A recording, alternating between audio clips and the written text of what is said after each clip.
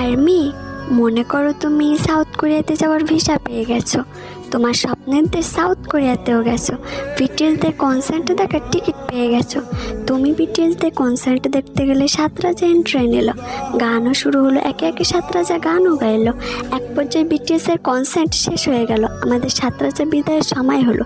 তুমি না চাইতেই কান্না করছো। কেউ একজন বলে উঠলো, তোমার মন খারাপ কেন? তুমি সামনে তাকিয়ে দেখলে তোমার ভালোবাসার মানুষটা তোমার সামনেই দাঁড়িয়ে আছে। ভি বলল, তুমি কান্না করছো কেন? আমি বললাম, আজকে আমার জীবনের সব ইচ্ছা পূরণ হয়েছে, শুধু একটা ইচ্ছা বাদে। ভি বলল, কি ইচ্ছা আমাকে বলো, আমি পূরণ করার চেষ্টা করব। আমি বললাম, আপনি পারবেন না। ভি বলল, বলে তো দেখো। আমি বললাম, আপনাকে নিজের করে পাওয়ার ইচ্ছা কিম সাহেব। ভি বলল, আমি তো তোমাকে অনেক আগেই বলেছি আমাকে একজন আইডল হিসেবে ভালোবাসা। আমি বললাম, পারিনি কিম সাহেব, আপনাকে নিজের করে ভালোবেসে ফেলেছি। ভি বলল, ভুলে যাও আমাকে পাওয়ার স্বপ্ন। আমি বললাম, এই জীবনে সম্ভব না। ভি বলল, তুমি পরে কষ্ট পাবে, কারণ আমি তোমাকে শুধুমাত্র একজন আর্মি হিসেবে ভালোবাসি। আমি বললাম, হন না আপনি অন্য কারোর, তাতে কি যায় আসে, আমি আপনাকে দূর থেকেই ভালোবাসবো। ভি কান্নার চোখে তাকিয়ে আছে। তুমি ওখান থেকে চলে আসলে।